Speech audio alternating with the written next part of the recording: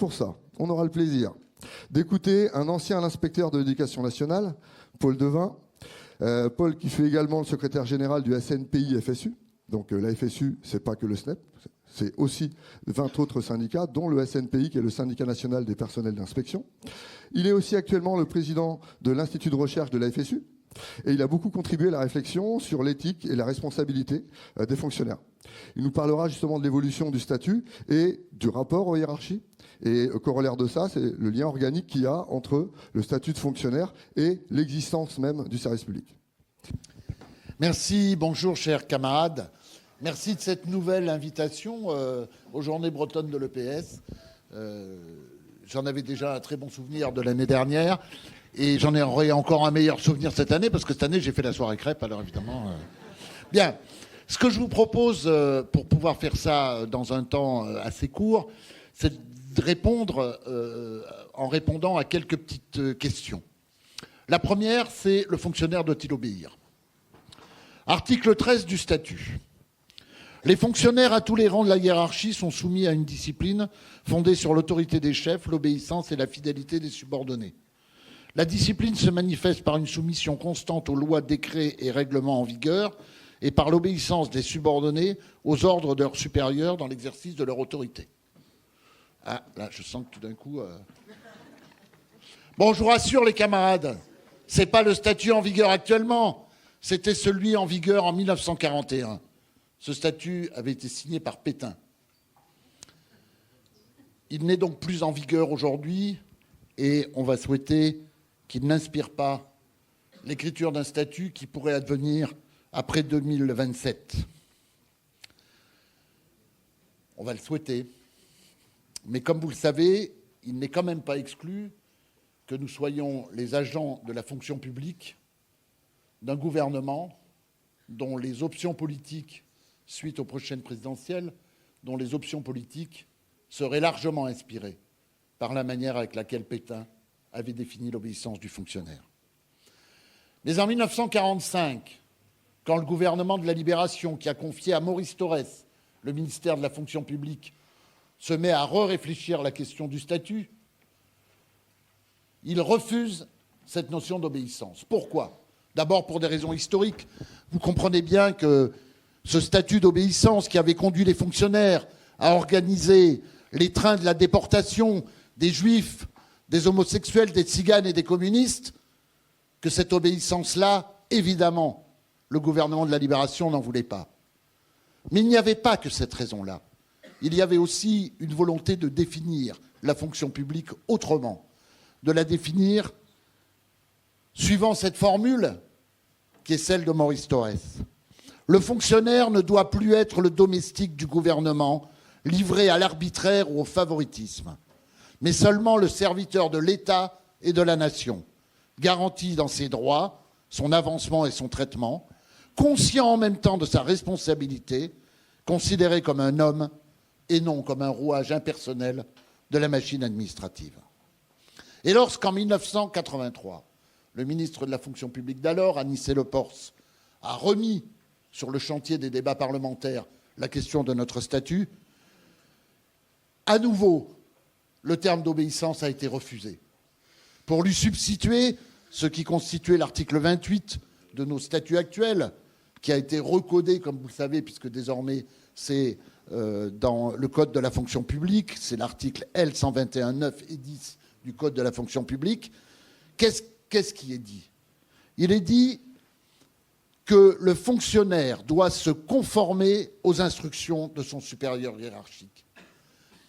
Et seul quelqu'un qui voudrait tordre le sens de cette formule pourrait expliquer que c'est la même chose que l'obéissance. Ce n'est pas la même chose. Qu'est-ce qui fait la différence entre l'obéissance et la conformité ? C'est la responsabilité et l'indépendance du fonctionnaire.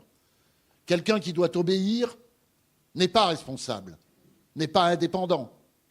Or, justement, cette formule de l'action en conformité est une formule qui laisse la place à l'indépendance.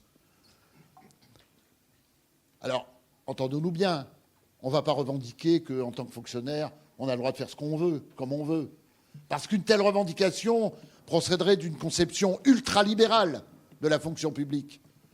Évidemment, nous savons que la Constitution indique que l'administration est au service de l'action du gouvernement.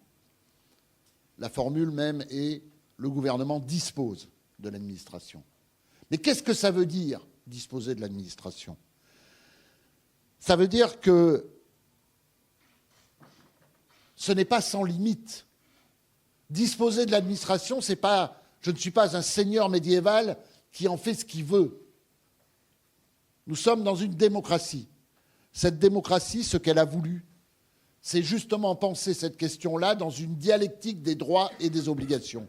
Car, camarade, tu as dit tout à l'heure des droits et des devoirs. Mais le choix de la loi a été d'utiliser le terme, par habitude nous disons souvent ça, hein, mais le choix de la loi a été d'utiliser le terme d'obligation, pas de devoir. Là aussi, je sais que quand je discutais de ça avec un de mes inspecteurs d'académie, il me disait toujours Devin, vous cherchez des poils sur les œufs. Mais il savait bien dans le fond que ce n'était pas ça. Il savait bien que dans le fond, que dans ces petites différences de formulation, il y a en fait des différences de conception fondamentales. Or, dans une démocratie, la fonction publique ne peut pas se concevoir autrement que dans une dialectique des droits et des obligations. Ce que je disais souvent à mes collègues inspecteurs quand j'étais secrétaire général du SNPI, ce que je leur disais souvent, notre travail, ce n'est pas seulement de faire en sorte que les obligations soient respectées, c'est aussi de faire en sorte que les droits soient respectés.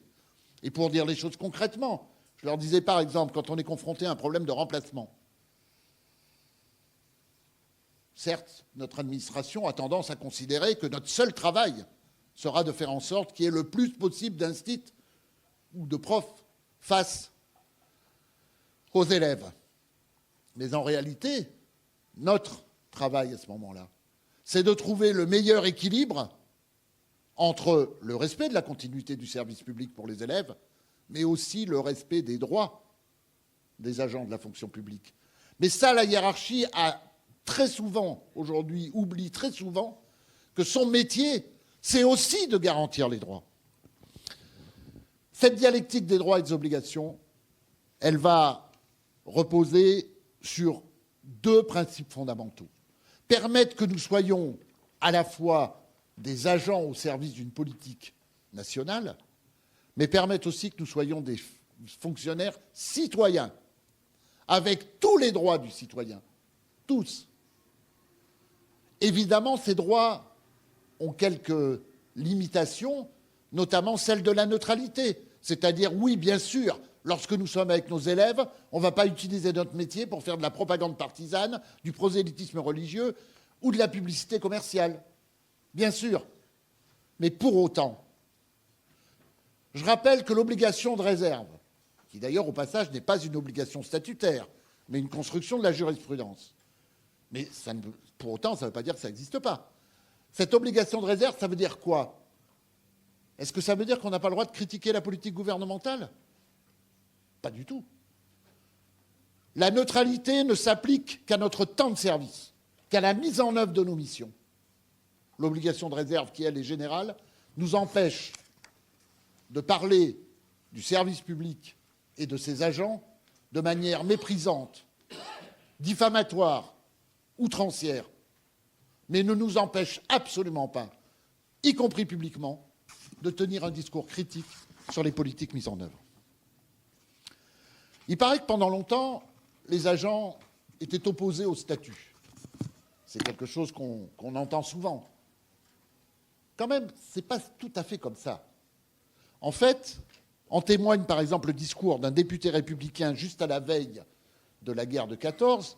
Qu'est-ce qu'il dit? Il dit « Les fonctionnaires ne demandaient plus le statut, ils l'exigeaient. Tandis que l'exécutif et le législatif employaient leurs ressources à se paralyser mutuellement, le petit nuage sombre de l'horizon avait déchaîné une véritable tempête. » Le témoignage de ce député à la veille de la guerre de 14 montre bien l'attachement qu'il y avait à l'idée d'un statut. Mais il se trouve que quelqu'un qui s'appelait Clémenceau, lui, a une idée particulière du statut. Je le cite. « En refusant aux fonctionnaires le droit de grève, qui ne saurait leur être attribué sans péril pour l'intérêt public, nous vous proposerons de leur donner des garanties contre l'arbitraire par un statut régulier. Voilà ce qui a fabriqué l'opposition des fonctionnaires au statut. Pas une opposition de principe, la volonté d'instrumentalisation voulue par Clémenceau, qui en gros proposait aux fonctionnaires de leur donner une garantie statutaire en échange de les priver du droit de grève. Mais lorsqu'en 1946, Thorez et la CGT, qui était à ce moment-là le syndicat qui recouvrait à peu près, qui syndiquait à peu près tous les profs, lorsqu'ils ont rediscuté de la question du statut, puisque cette question de la grève était écartée, puisqu'évidemment Thorez, dès le début, pensait bien donner tout droit de grève aux fonctionnaires, eh bien dès ce moment-là, le statut a pu se mettre en œuvre. C'est quoi l'indépendance du fonctionnaire? Je le redis, c'est pas je fais ce que je veux quand je veux, on est bien d'accord. Mais c'est l'idée qu'en fait, si le gouvernement dispose de l'administration, il ne peut pas pour autant l'instrumentaliser pour des finalités idéologiques particulières. Par exemple, dans une démocratie, il ne devrait pas être possible qu'un ministre puisse engager des réformes sur quelque chose qui, en fait, est lié seulement à ses volontés politiques particulières. Je vais prendre qu'un exemple. Attal, choc des savoirs. La ministre qui prend sa suite, Borne, qui tout d'un coup dégomme la réforme Attal. Évidemment, ça nous arrangeait, hein, parce qu'on n'en voulait pas de la réforme Attal. Mais tout de même, voilà un bel exemple de la manière avec laquelle des intérêts partisans particuliers viennent inférer dans les choix politiques fondamentaux. On se retrouve dans une situation tellement folle aujourd'hui qu'il n'y a même plus besoin d'une alternance politique pour que les choses changent. Il suffit juste que celle qui succède au ministre précédent soit en situation de rivalité partisane avec lui. Évidemment, le droit des fonctionnaires ne s'oppose pas à l'intérêt général. Ça, c'est le discours qu'on entend fréquemment, qui expliquerait que notre statut, ce serait d'abord et avant tout pour garantir nos intérêts, nos privilèges, nos avantages. Non, le statut d'abord et avant tout, c'est une construction politique. C'est la volonté de garantir que le gouvernement ne puisse pas instrumentaliser la fonction publique. Bien sûr, le statut est une garantie pour nos droits, y compris en termes d'avancement, etc. Mais pourquoi? Pourquoi a-t-il été, par exemple, choisi par le statut que l'avancement se fasse essentiellement à l'ancienneté? Pour nous faire plaisir? Pour nous faire un cadeau? Pour nous accorder un privilège? Non. Pour casser définitivement ce qui était la manière d'agir dans la fonction publique française avant ce statut, c'est-à-dire un avancement qui se faisait sur des critères de favoritisme, d'inégalité, de jeu de relations interpersonnelles et de jeu de pouvoir politique. Il faut arrêter de penser que le statut, il a été inventé pour avantager le fonctionnaire. Fondamentalement, le statut, il a été créé pour garantir l'exercice de la fonction publique dans les principes de la démocratie. Bien sûr, il sert aussi ce que nos intérêts collectifs et individuels, parce que nous préférons évidemment un avancement à l'ancienneté, parce qu'il garantit l'équité et parce qu'il renforce notre indépendance vis-à-vis de nos supérieurs hiérarchiques. Mes camarades, nous sommes dans un contexte où le discours commun ne cesse de répéter les mêmes critiques vis-à-vis de la fonction publique, notre faible activité, notre bureaucratie, notre corporatisme. Il faut que nous réapprenions à défendre, dans un combat pied à pied, y compris avec nos jeunes collègues, qui parfois nous disent aujourd'hui « Oh, le statut, mais c'est quoi cette histoire de vieux ?» Il faut que nous reprenons un combat pied à pied pour les convaincre que le statut est quelque chose qui permet à la fois de défendre une conception démocratique du service public et de défendre nos intérêts collectifs et particuliers. Le statut n'est pas une assurance que nous prendrions pour notre avenir professionnel. Or, ce statut est très largement menacé. Pourquoi il est menacé ? Il est menacé parce que nous sommes dans un contexte de volonté de domination du néolibéralisme.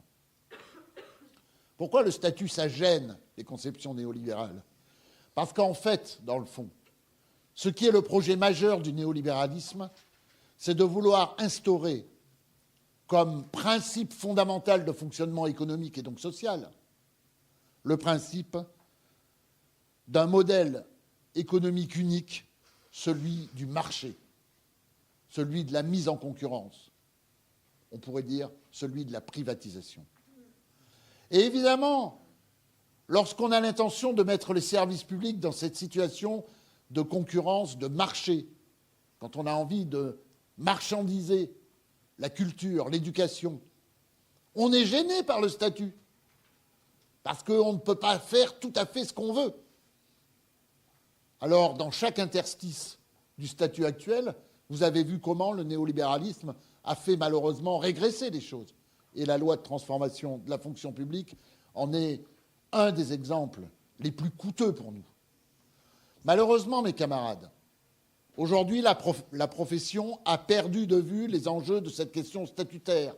Et lorsque nous nous sommes bagarrés pour ouvrir les yeux de tout le monde, pour essayer de mobiliser contre la loi de transformation de la fonction publique, vous le savez, vous vous en souvenez, malheureusement, nous n'avons pas réussi à créer des rapports de force suffisants pour empêcher cette évolution, dont maintenant tout le monde a pris conscience qu'elle était évidemment nocive pour le service public et très fâcheuse pour la gestion de nos carrières, puisque tout ça a pris un voile d'opacité que, avant, le contrôle syndical qui s'exerçait sur les promotions permettait de rendre à la fois plus transparent et plus égalitaire, parce que le combat des camarades qui siégeaient en commission paritaire était bien celui de l'égalité.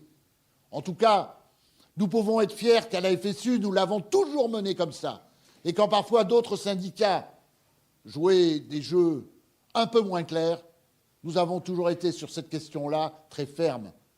Nous ne défendons pas des individus particuliers en fonction de choix particuliers.